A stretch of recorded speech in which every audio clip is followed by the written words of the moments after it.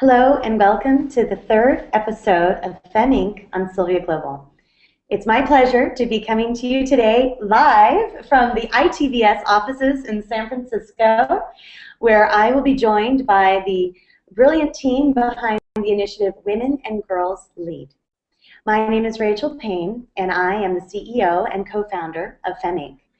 Fem Inc. is a technology and entertainment company that focuses on promoting positive female portrayals in popular entertainment. A summary on what ITVS is.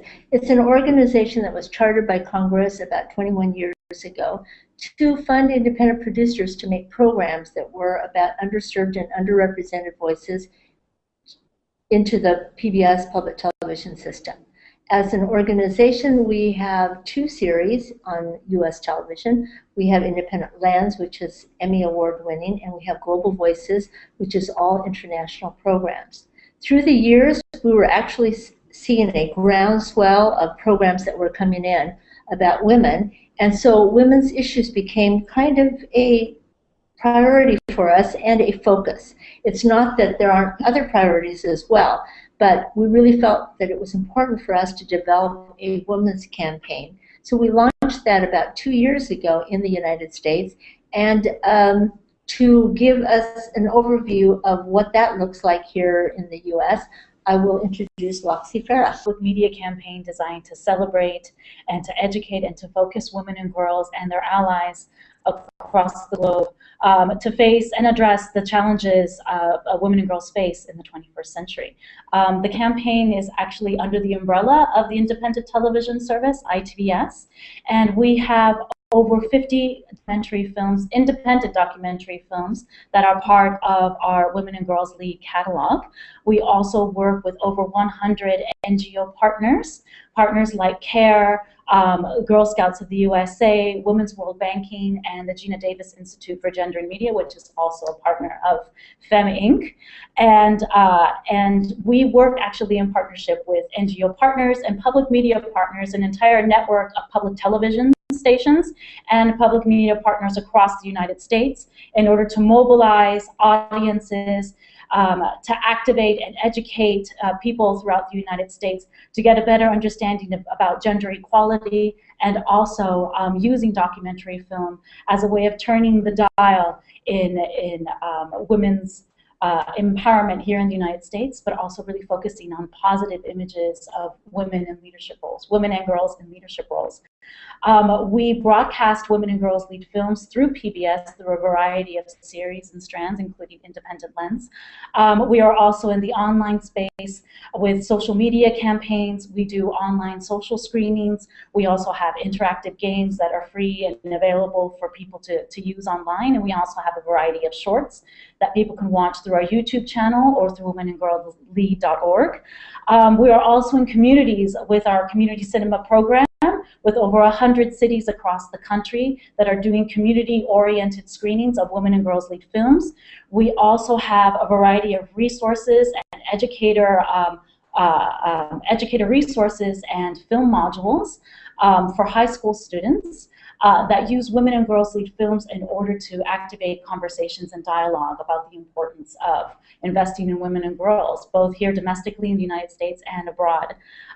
We also want, with the campaign, one of our goals mainly, I should say, is not only to engage people in watching content that is inspiring not only to women and girls, but also men and boys, but the content also serves as a mirror for audiences to see themselves in these amazing and inspiring women that are featured as subjects in our documentary films. And I think being inspired is always the first step for women and girls to seek their own personal development and to seek out those opportunities and the education and those positions that will help elevate them to reach their fullest potential, basically. Women and Girls Lead, I find it inspiring for myself, working on this campaign as a manager, to have access to this type of content and to be able to deliver this content not only through the PBS system, but on the ground to communities and online, as just an amazing opportunity to inspire at large U.S. audiences. So that's a little bit about the campaign. I think I maybe went a little bit astray. That's but, wonderful. But I think that's what inspires me mostly about the campaign, and that's what I wanted to convey. Sure. I'm Kimberly Sepsvik, and I'm the Director of International Engagement for Women and Girls Lead Global, which is the international arm of Women and Girls Lead. So maybe Judy Tam can tell us a little bit about how Women and Girls Lead Global evolved from Women and Girls Lead the domestic. Okay, thank you once again. This project, Women and Girls Lead Global, was an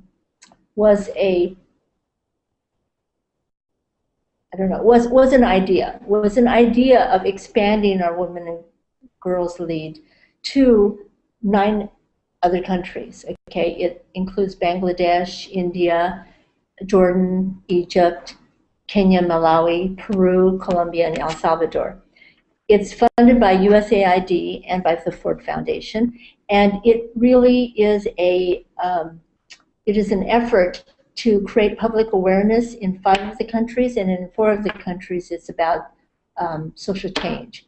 So what it is was that the project launched in September of last year, and we have taken our media and created a Women and Girls series that is 10 parts, and there's 3 buckets in this project. The first bucket is broadcast, so it's a distribution on public television systems around the world, and then it's the engagement piece, which I'll let Kim give more specifics on, and then it's also measurement and evaluation to see whether this project itself has the full impact that it should. Mm-hmm.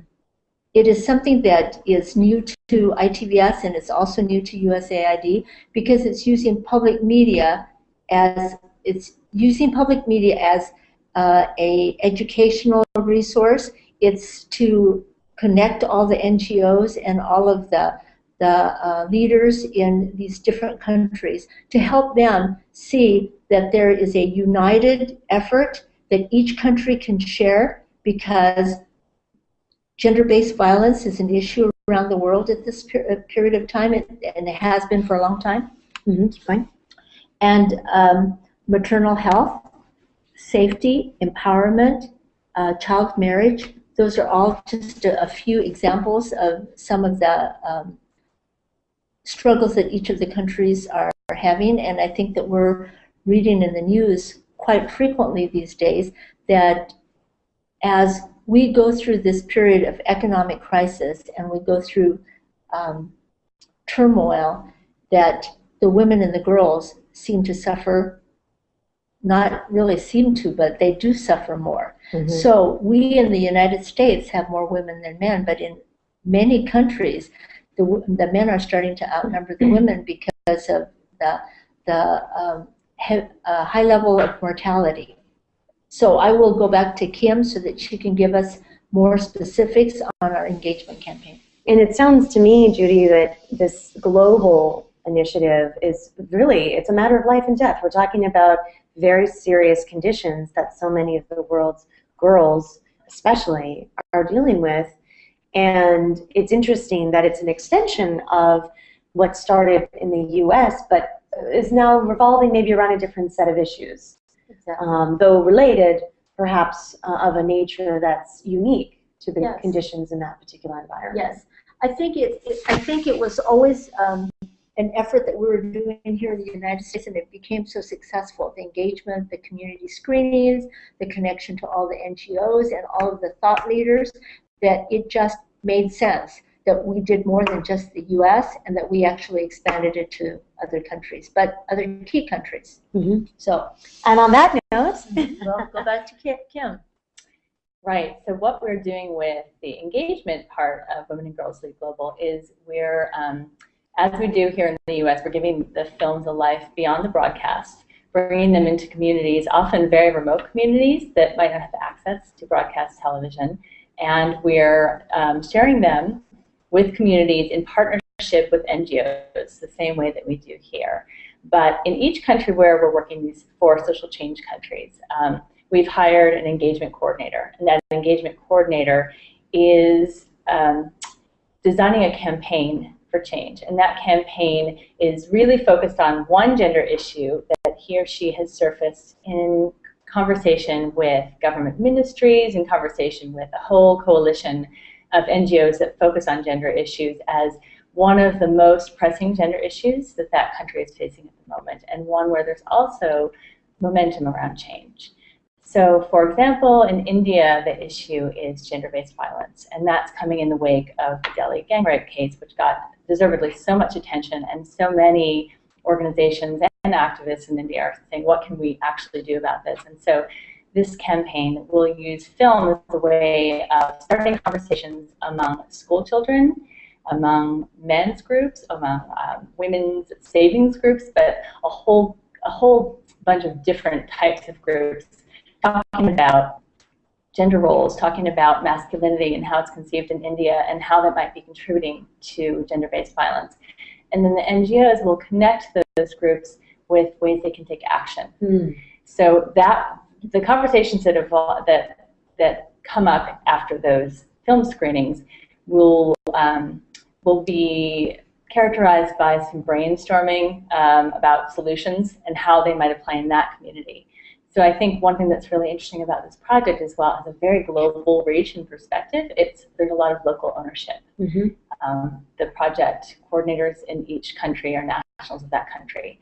They're working with steering committees made up of NGO representatives who are nationals of that country, and they're working very closely with communities in those countries to create ideas for solutions that are very homegrown. And of course, I have to ask the question, are women at the table in terms of the planning for those solutions and the way in which they're approaching action campaigns around these issues? Yeah, women are very much at the table.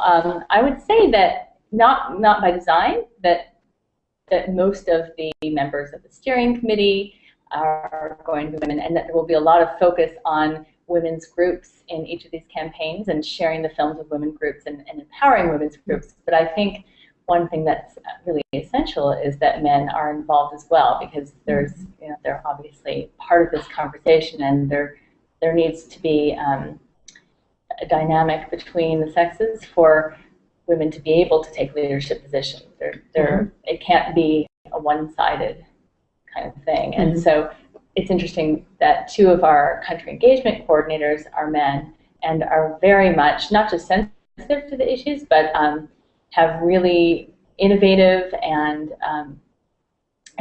well-researched ideas about how to work with men to open them up to what I think has been siloed too often as something that's, this is only almost ghettoized in some ways. This is a women's issue, and only women can deal with it. But if men and boys actually aren't involved in talking about it as well, and aren't on board with it, then I don't think we can create change at a large scale.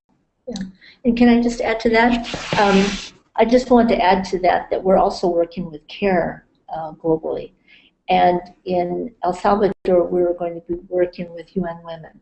So it's very important. I think the points that Kim has just made it's very important for us to include men and women in this conversation, because change can only happen if you actually involve everyone in the society.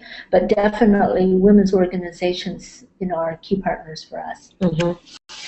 It seems that there's this very clear link between the role of media and entertainment and social impact in your model. How do you think about that in terms of these films acting as a lever for maybe breaking down some of the norms that prevent women and girls from attaining leadership positions, or having to be culturally acceptable to be leaders or to take a charge on some of the issues that are most persistent and insidious?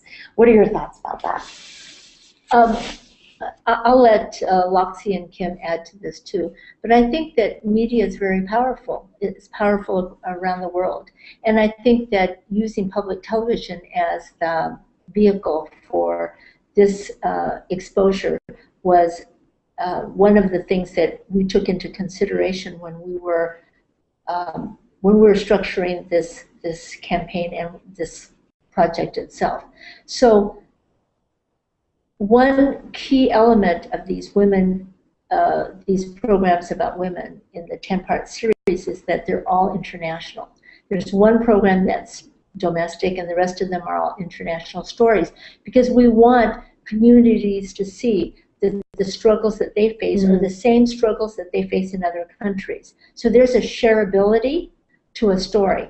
A story in India can be the same story as in any part of Africa. And it's the same as in South America and Latin America. So whether it's here in the US or it's around the world, there are some stories that resonate throughout the world. Yes, and there's an anthropological concept called eliciting, which is a technique used to get people to open up about an experience they're having that might be a struggle, by getting them to talk about it in the third person. So to see the way it's happening in another culture is one way that it's a little bit less threatening to talk about how it's showing up in another culture, and then to kind of turn the lens back on your own community and talk about, well, how might we address that? Or even to come up with a solution for another community. You're watching a film and you're seeing child marriage happening in Afghanistan, and you're in India, and you're helping solve the problem there. And then to have questions that help you think about, well, how are we experiencing that problem here, and are there things that we just talked about as far as solutions that we might apply to our own community? But I think the common thread of what we're all saying here is not only just documentary film, but just the power of storytelling, the impact that a story has. That a story is across all cultures, has a deep impact in all communities and all individuals. But as far as your question also about media, and particularly here within the United States, we do here in the United States create a great deal of media that goes abroad, and it is also digested here in the United States, and through a lot of the work that Fem Inc. does, and the Gina Davis Institute for Gender and Media, it is very obvious through all the reports that there is just a massive gap of positive images of women and girls on television in the United States. And I believe that through Women and Girls League campaign, it's responding to that by providing a collection of films of positive women in positive leadership roles, and girls that are being represented as change makers in their own communities. So the campaign, both domestically and internationally, is a response to that, the need for this content in order to promote this dialogue that will eventually lead to maybe positive outcomes as far as how society sees a woman or a girl and her capacities and her potential, and to not rely on gender stereotypes or pigeonhole women in a certain category, but that women are so much more than that. And the documentary films that we use, and the power of public media, is really just an extension of what people are wanting out there, is to digest more positive images of women.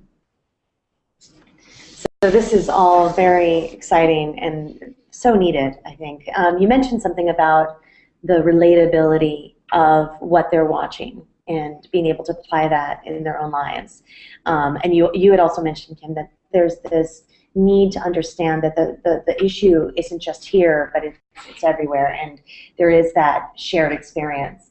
What, if you were to dream big, what would be some of the outcomes that you would like to see with this initiative, given so many of the thoughtful processes that you went through to develop it, and the way in which you're really building an inclusive and comprehensive approach to a very complex set of challenges?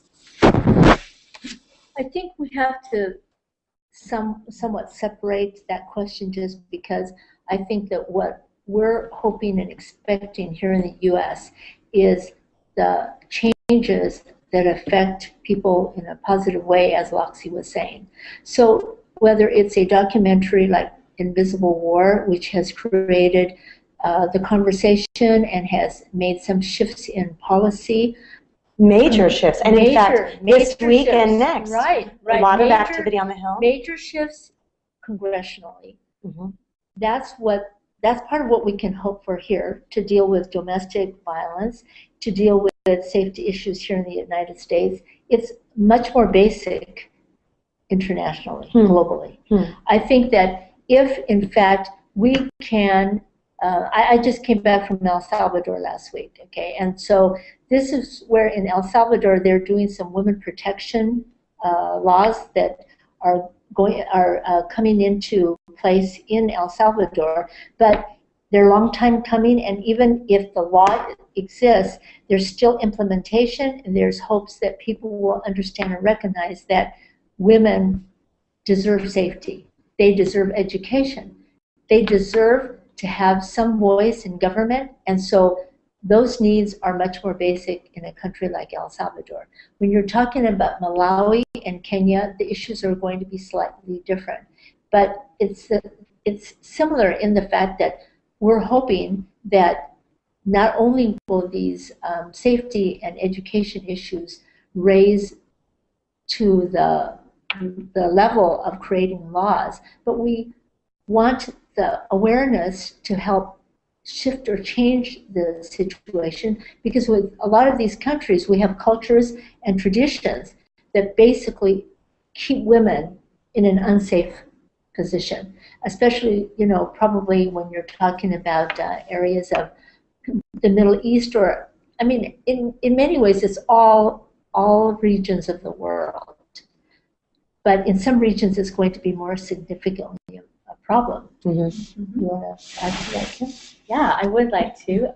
Thanks. I can tell you a little bit specifically about some of the campaigns that are taking shape and some of the objectives that we're setting for them. So everything is just still percolating, but to speak to what Loxie said about these films being really inspiring, I think one of the things that I've heard from NGO leaders when I went to these different social change countries and met with them is that they're excited about these films because there are too few examples of women in the global south as leaders. And these films portray women doing incredible things. And especially, I'd say, in some of the remote communities, the poor communities where we're working, to be able to open up that window on the world to communities and show there are women who come from backgrounds like you, who are amazing leaders, who are doing really important things. It's just that little spark that might go off in a girl's head to say, maybe I can do that too. That's kind of the theoretical, right, the dreamy part of it. But the more tactical part of it is that that's why we're creating campaigns, and there's a lot of strategy behind them. So it's to look at where is Kenya right now as far as women's leadership. And one of the opportunities that we see is that the new constitution in Kenya mandates that 1/3 of representatives in the legislature are women.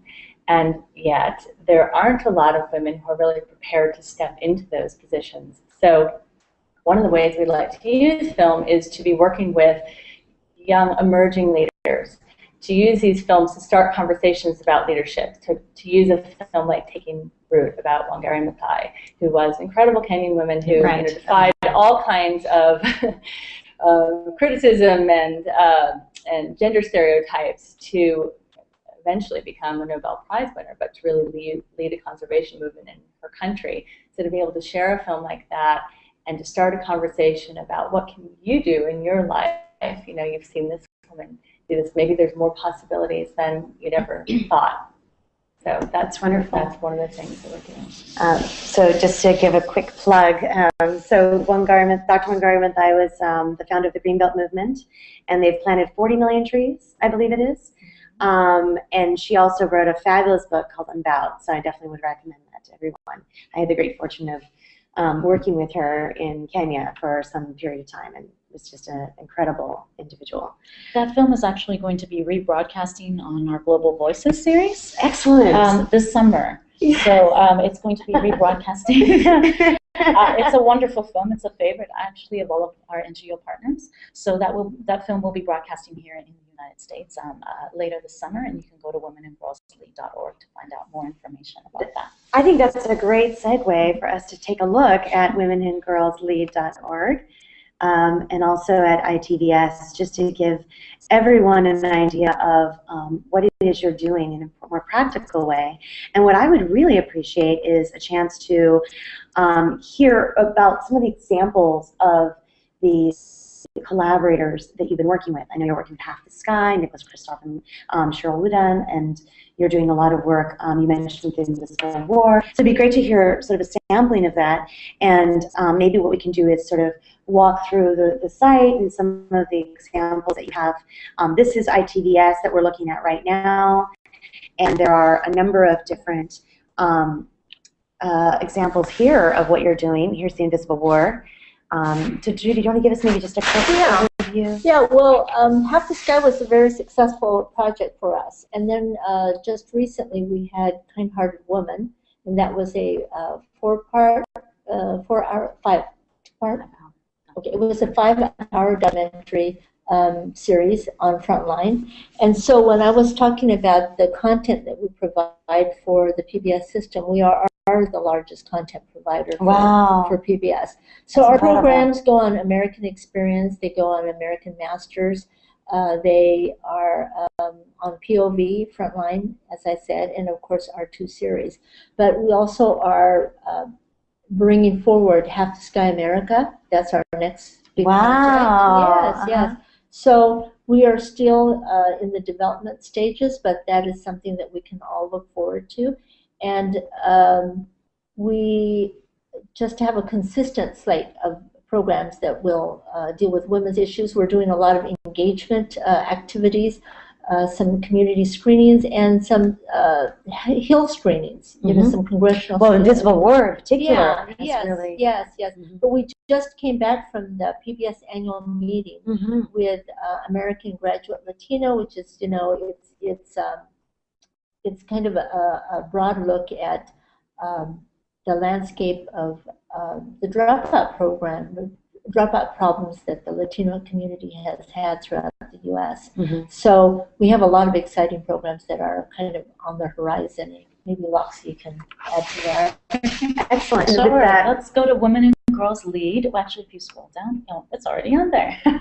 So this is the website for womenandgirlslead.org, and as you can see, as you can see, the Invisible War, as Judy mentioned, recently broadcasted on the PBS series Independent Lens just this past Monday night, and we are still having a great deal of dialogue on Women and Girls Lead on Facebook about the film itself, and we are also honoring in observance of Memorial Day. The next 2 weeks we are going to be featuring through various images and memes through social media, honoring women soldiers in the United States. And The Invisible War, and another film called Rebel, which is also about a woman who served in the Civil War as a soldier and dressed as a man. So we have a variety of wonderful documentary films. Another one that's actually set for broadcast, that is a Women and Girls Lead film, is a film called The Revolutionary Optimists. And it's a really amazing film set to broadcast also on Independent Lens on June 17th.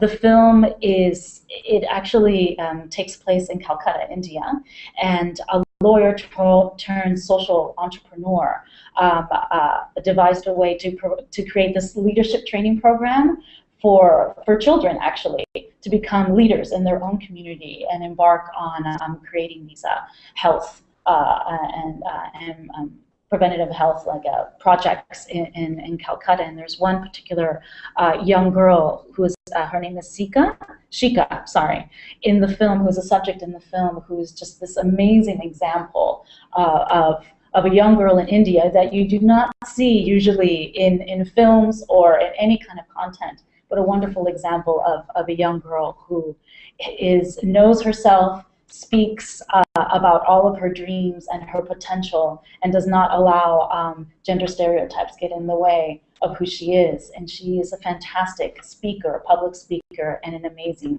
agent of change in the film. So people should really watch that here in the United States on June 17th. And there are other examples here on Women and Girls Lead website of partnerships that we have and current broadcast, as Judy mentioned, Kind-Hearted Woman. We have a variety of resources also to support a whole slew of engagement activities that for Half the Sky, including classroom modules. Games, too. And a game, yes. Half the Sky did create a game. We also are going to launch very soon a recent broadcast of Wonder Woman, the Untold Stories of American Superheroines, broadcasted in April. We are launching this month an interactive game to support the film as well. And this is just a snapshot. This homepage is just a snapshot of some of our partners, upcoming broadcasts, some of our short films and educator resources, and a variety of engagement resources that is available free and open for the public to use. That's incredible. Well, it's really been such a joy to speak with each of you about this wonderful and important initiative. And just to round out the remainder of this conversation, I wanted to just highlight that the work that we've been doing at Fem Inc. is very much about promoting this diverse range of strong, empowered females, both as characters in popular entertainment as well as real-life women, and hoping to create a greater bridge between the role models that we can see out there in real life and the kinds of characters that reflect who we really are as women and girls, multidimensional, complex human beings who have now the abilities and access and hopefully soon all the resources we need to occupy a greater share of positions of power, but also as humans, just to have a greater place in society. So one of the things you'll see on Fem Inc. are some of the examples of curated watch lists that allow you to see examples of women taking charge, women who are unstoppable, a wide variety of women, a variety of situations, currently focusing on TV shows, but very quickly we will be expanding that to other formats. So thank you so much for your time today. It's such a joy to speak with you, and I really look forward to watching all the great programs that are coming out soon and tuning in to the broadcast, and wish you great luck as you roll out your international initiative as well. So thank you very much. Thank you.